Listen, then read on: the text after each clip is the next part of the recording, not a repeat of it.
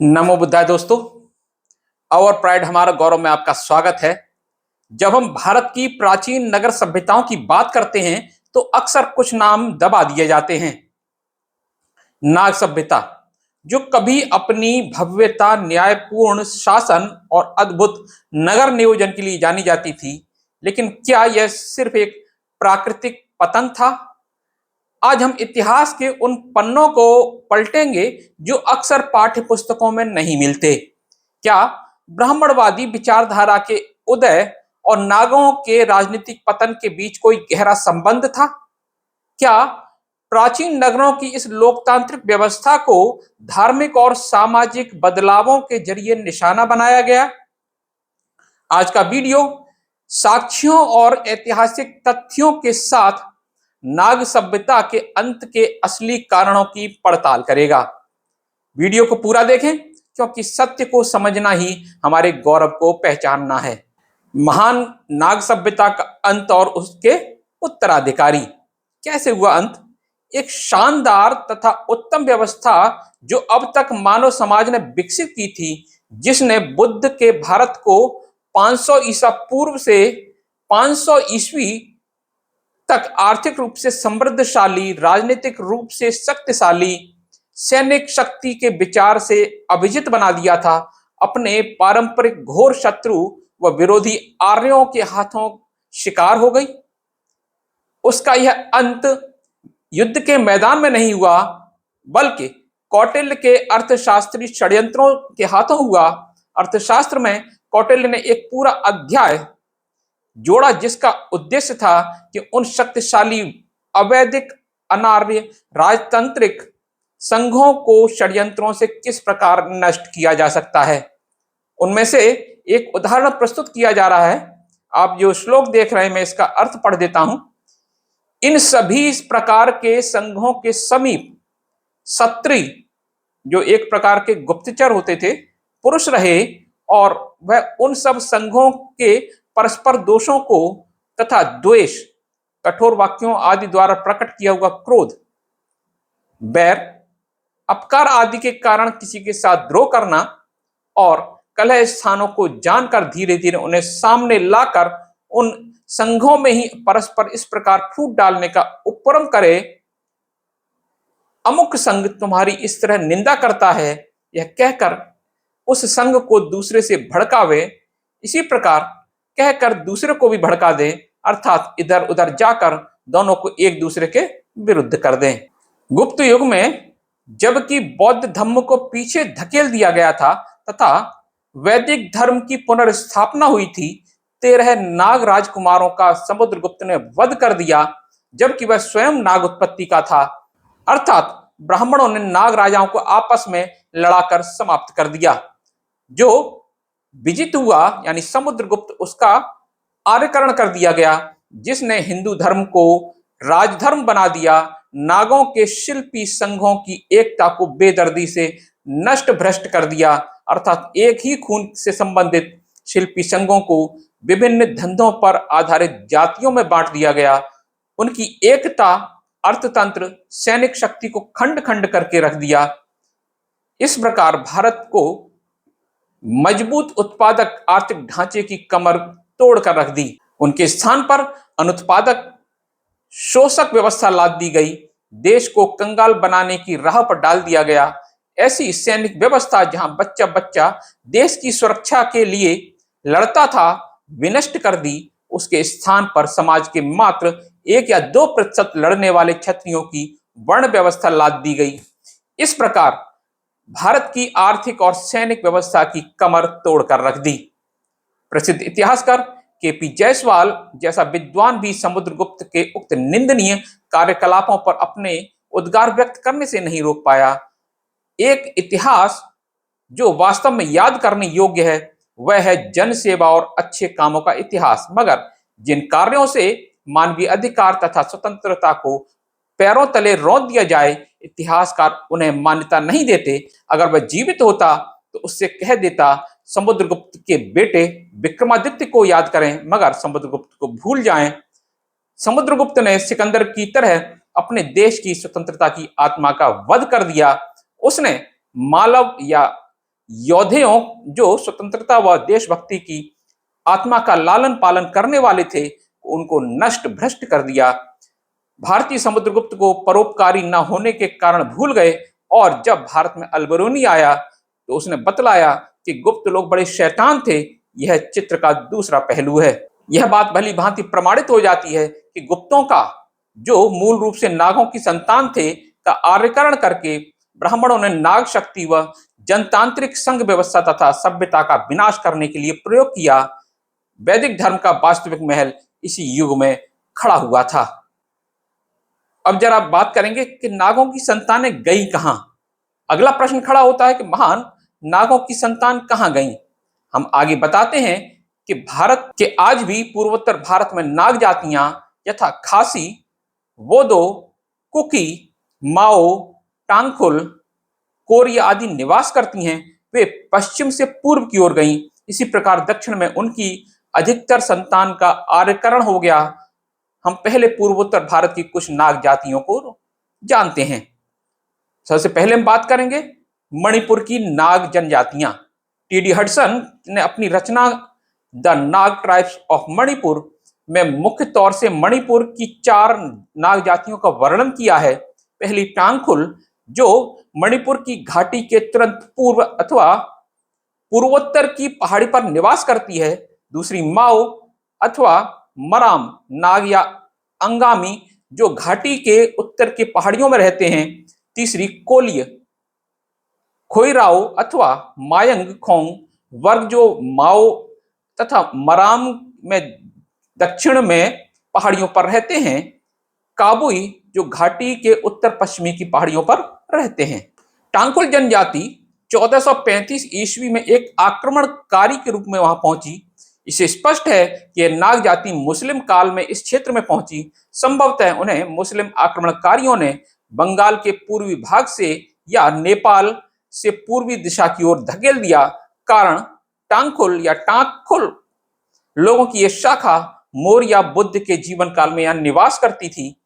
उनकी एक शाखा टका सिक्कों के साथ कुषाण काल के बाद छोटा नागपुर में प्रकट हुई, जिन्होंने बाद में काल में ढाका शहर को अपना नाम दिया। मानव शास्त्र के अनुसार यह भूमध्य सागर तटीय प्रकार यानी द्रविड़, अल्पाइन तथा मंगोलियन प्रकार की जातियों की हाइब्रिड नस्ल है। उनकी आंखें भूरी काली तथा सिर के बाल घुंघराले, दाढ़ी और चेहरे पर बाल बहुत कम।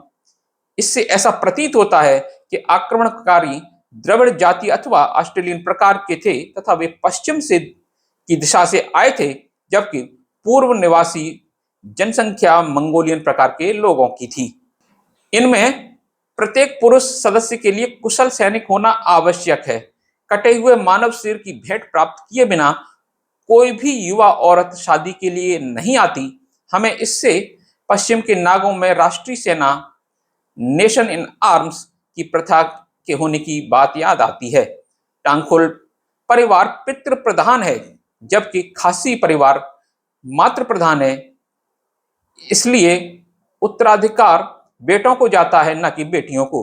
किसी छूत की बीमारी या सामाजिक संकट के समय नाग देवता पाइथन की पूजा करते हैं। एक ही वंश में सभी संबंधित गांवों का मुखिया खुल्लफा अथवा लुप्तफा कहलाता है। वही धार्मिक रीति रिवाज निभाने वाला पुरोहित भी होता है। इस प्रकार यह वंश या गांव का शासक भी होता है तथा पुरोहित राजऋषि भी, जैसा कि पश्चिम के नागों में था।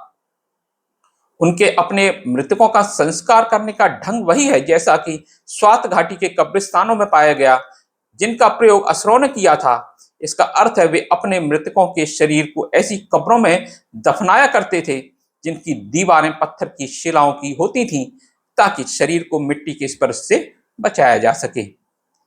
कोलिय नाग मराम नागों के उत्तराधिकारी कहे जाते हैं, जो पश्चिम दिशा से आए थे। अतः यह सुस्पष्ट है कि नागखुल तथा कोलिय नाग दोनों पश्चिम दिशा से आए और यहाँ स्थापित हो गए। कोलिय नाग बुद्ध के जीवन काल में नेपाल के रामग्राम क्षेत्र में निवास करते थे। ये शाक्य गणों की एक शाखा थे तथा बुद्ध की माता से उनका संबंध था। हम बात करेंगे खासी नागों की। आर्य जातियों में पितृ प्रधान व्यवस्था थी, जबकि दूसरी ओर नागों में मातृ प्रधान परिवार और उत्तराधिकार की प्रथा का चलन था। ऐसी प्रथा का चलन अब से कुछ समय पूर्व तक खासी नागों में भी था, जो पूर्वोत्तर भाग की खासी तथा जैतीय पहाड़ी श्रृंखलाओं के निवासी थे। खासी मूल रूप से एक नाग जाति है। मातृ प्रधान परिवारों की प्रथा उनमें प्रचलित है तथा भूमि का स्वामित्व वंश, जाति अथवा गांव को जाता है, किसी अकेले को नहीं, क्योंकि वे बहुत बड़े व्यापारी हैं। अतः वे राजा अहुम को टोल टैक्स देते हैं, जो राज्य की आय का एकमात्र साधन है। इसी प्रकार वे अपने मृतकों की कब्रों पर महापाषाण का निर्माण आज भी करते हैं। खासी एक ऐसी बोली जाने वाली भाषा है जिसका संबंध मोन खमेर वर्ग की भाषाओं के साथ है, जो अब छोटा नागपुर तथा मध्य प्रदेश में सतपुड़ा पहाड़ियों में कुछ भागों में बोली जाती है। इन भाषाओं का निकट संबंध कोलरियन वर्ग की भाषाओं के साथ है, जिन्हें अब मुंडा भाषाएं पुकारा जाता है, जो मुंडा तथा हो जनजातियों के द्वारा बोली जाती है। खासियों के नाग देवता थलेन को मानव बलि दिए जाने की समानता प्राचीन काल की नाग पूजा के रिवाज से की जा सकती है। ये नाग पूजा की प्रथा सिंधु घाटी सभ्यता के काल से भारत में प्रचलित थी। एबी कीथ के अनुसार खासी एक अल्पाइन जाति है जिसका जन्म दीनारे क्षेत्र में हुआ। हम भली भांति जानते हैं खासी जाति आज भी कश्मीर की किशनगंगा घाटी की निवासी है, जिन्हें बोबा जनजाति पुकारा जाता है। वे हिमाचल प्रदेश की कनेत जाति की एक शाखा है, जिसकी समानता कांगड़ा घाटी की राठी जाति से की जा सकती है। उत्तरांचल तथा नेपाल की खासी राजपूत जातियां आज भी अपना जन्म खासी जनजाति से मानती हैं। वे मनु के अनुसार व्रात्य हैं, जैसे झाला, माला, निच्छाबी, नट, करण, खस, द्रविड़ आदि। इससे स्पष्ट होता है कि खासी जाति पश्चिम से पूर्व दिशा की ओर चलकर आई। हमारे पास यह प्रमाणित करने की सशक्त साक्ष्यां हैं कि यह गतिविधि पश्चिम से पूर्व की ओर हुई। हम उसका वर्णन करते हैं। वास्तव में खासी जातियों में जो रीति रिवाज आज प्रचलित हैं, उनका जन्म बहुत प्राचीन काल में पश्चिम एशिया में हुआ। पहली, नाग तथा मातृ देवी पूजा की परंपरा। दूसरी, मृतकों के दफनाने की महापाषाण प्रथा। तीसरा, मातृ प्रधान परिवार तथा उत्तराधिकार की प्रथा। चौथा, राजऋषि तथा नेशन एंड आर्म्स की सैनिक व्यवस्था।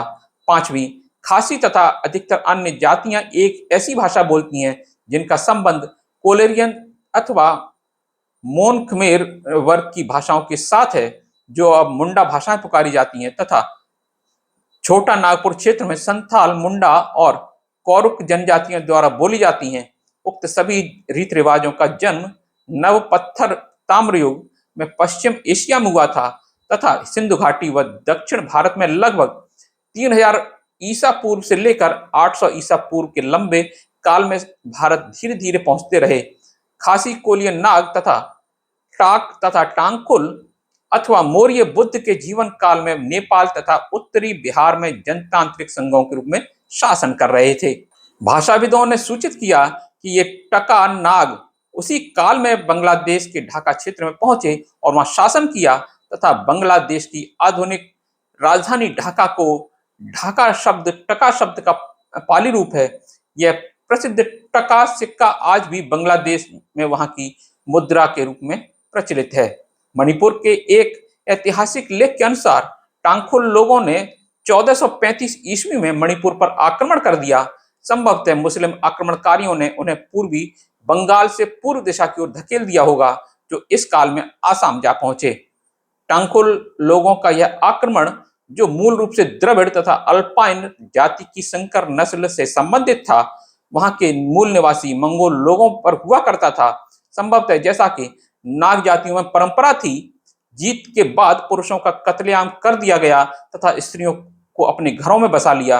परिणाम स्वरूप यह बहुत ही जटिल संकर नस्ल का जन्म हुआ, जिसमें द्रविड़, अल्पाइन, ऑस्ट्रेलियन प्रकार तथा मंगोल जाति का मिश्रण था, जिन्हें मंगोल द्रविड़ या इंडो चाइना पुकारा जा सकता है। इनकी भाषा दोनों जातियों की भाषा का मिश्रित रूप है, मगर वह कोलेरियन वर्ग की भाषा की अधिक निकट है। खासी नागों ने ऐतिहासिक काल में कश्मीर, हिमाचल प्रदेश और उत्तरांचल में राज किया। उनकी संतान कनेत आज भी वहां निवास करती है। कोलियन नाग शाक्यों से संबंधित थे, जो बुद्ध काल में रामग्राम में शासन करते थे। कुमायूं के शासक कत्यूरिया खासी जाति के थे। अंतिम निर्णय के रूप में अपने विचार के पक्ष में एक और सशक्त प्रमाण रखते हैं। खासी भाषा की व्याकरण के अनुसार खासी शब्द की उत्पत्ति इजराइल की हिब्रू भाषा के नाखस शब्द से हुई, जिसका अर्थ नाग है। इजराइल से ही महापाषाण सभ्यता पूर्व में पहुंची। अब बात करेंगे मेर अथवा महार की। महाराष्ट्र के लोग ईरानी द्रविड़ प्रकार के हैं। वे लोग ईरान से चलकर बलूचिस्तान, सिंध के रास्ते चलकर गुजरात और महाराष्ट्र पहुंचे। उक्त क्षेत्रों की भाषाओं का जन्म पैशाची भाषा से हुआ, जिसका संबंध मूल रूप में प्राचीन आर्य ईरानी भाषा से है। महाराष्ट्र के महार लोग उक्त ईरानी द्रविड़ जाति के प्रमुख भाग हैं। गुस्ताव ओपर्ट इस विषय पर विवरण लिखते हैं कि मार या महार लोगों के नाम पर ही महाराष्ट्र से महाराष्ट्र नाम पड़ा है, मगर महार केवल उसी क्षेत्र से संबंधित न थे। कारण मार या महार लोगों के नाम पर ही महाराष्ट्र से महाराष्ट्र नाम पड़ा है, मगर महार केवल उसी क्षेत्र से संबंधित न थे। कारण वे सदैव ही राजपूताने के निवासी रहे हैं।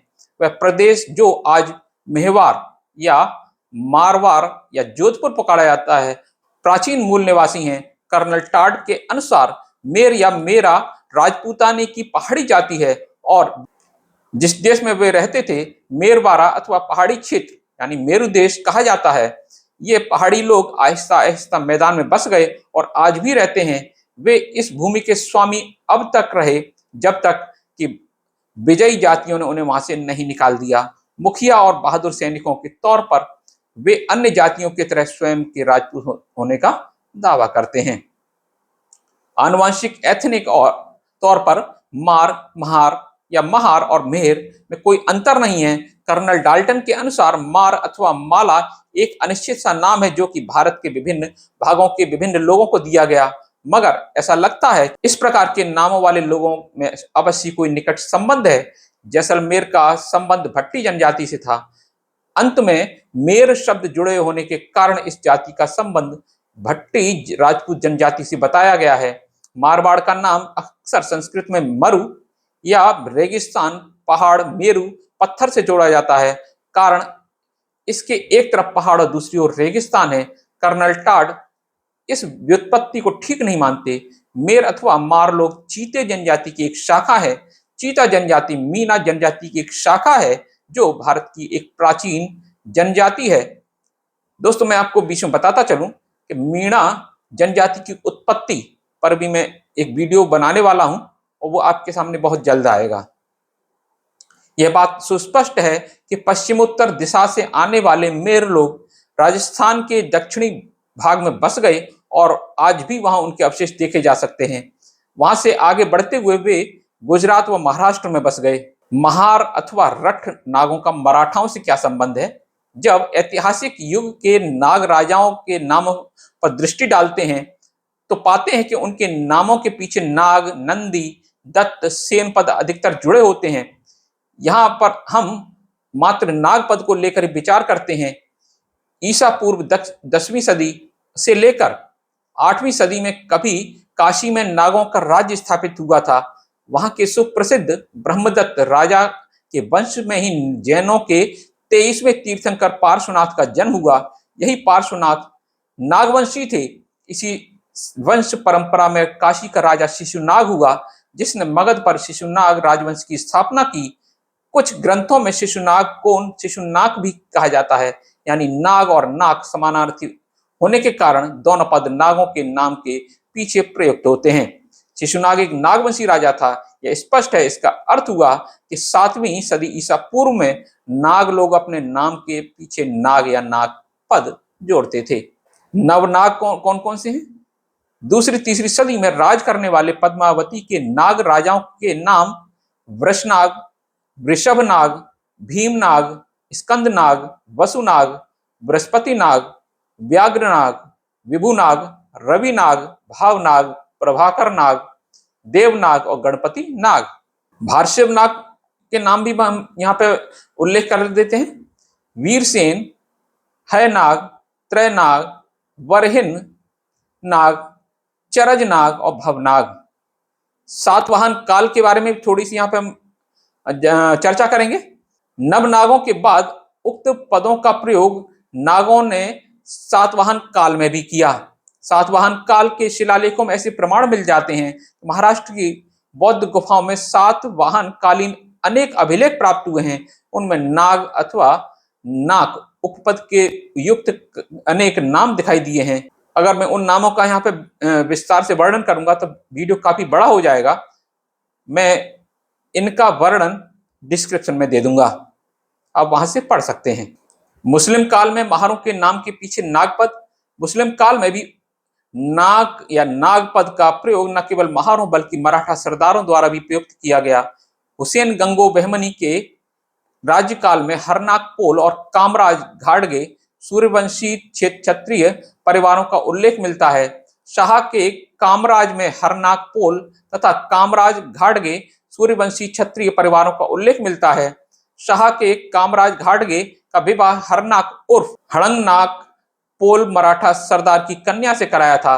उसे परसनाक, लोहनाक, नयनाक, जैतपालनाक, बगड़नाक तथा लोकनाक इस प्रकार 6 पुत्र हुए थे। तथा महार और मराठा दोनों के नाक शब्द का प्रयोग मुस्लिम काल में भी प्रचलित था, यानी दोनों महार, शूद्र और मराठा एक ही नाग जाति मानी जाती है। आज का अंतर जैसा है वैसा पहले नहीं था।